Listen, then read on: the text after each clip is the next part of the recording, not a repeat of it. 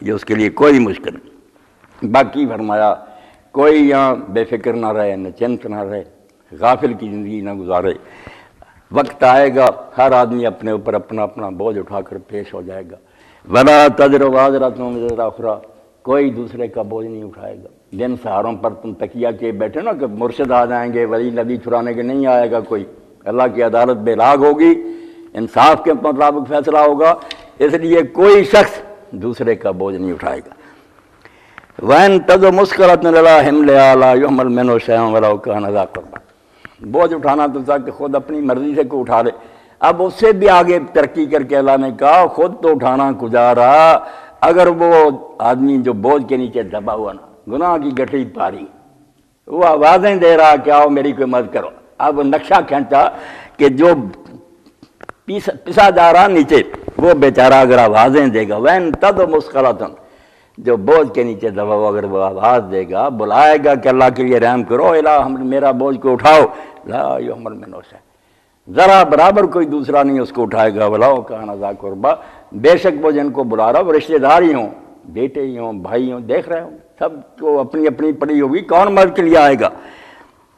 انما تنذر الذین یخشون ربهم بالغیب واقاموا الصلاۃ، اللہ کے رسول کو پھر اللہ نے فرمایا کہ تیرا کام یہ ہے کہ جو لوگ بن دیکھے اللہ سے ڈرتے ہیں اور نمازوں کو باقاعدگی ادا کرتے ہیں ان کو خبردار کر دی، یہ شرطیں بیان کر دی کہ فائدہ کون اٹھائے گا، یہ کلام سب کے سامنے پڑھا جائے گا مگر باقی محروم رہ جائیں گے، وہ پہلے کر رہے تھے میٹھی کھیر پکا محمد کتے آگے ترنی، ان کے اوپر سے گزر جائے گا، وہ لوگ کانپ اٹھیں گے، توبہ کر لیں گے، آج سے اپنی روش درست کر لیں گے جو بن دیکھے خود اللہ سے ڈرتے ہیں۔ یہ بن دیکھے کیا بہت ضروری ہے، مطالبہ کرنے نہیں، اللہ سامنے آئے تو مانیں گے۔ اللہ تعالیٰ فرماتا وہ سامنے آنے پر تو ایک حیوان بھی مان جاتا کہ یہ بات درست، انسان کو جو عقل ملی ہے وہ قیاس کے لیے ملی ہے کہ نظر نہیں آتا کچھ بھی، عقل سے کام لو کہ یہ باتیں معقول ہیں، یہ سامنے آنے پر تو ایک بچہ بھی مان جاتا کہ یہ چیز ہے۔ بالغیب بن دیکھے ماننا ہے، چیز نہیں سامنے آنی۔ قیامت کے دن کا تو بیان کیا، جب آ جائیں گے فرشتے سامنے جنت دوزخ یہ کہیں گے سمعنا وابصرنا، ہم نے سن لیا اور دیکھ لیا، اب ہمیں واپس بھیج۔ اللہ کہے گا اب تو امتحان ہی ختم ہو گیا، امتحان تو یہ تھا کہ میں بھی نظر نہیں آتا، فرشتے نہیں آتے،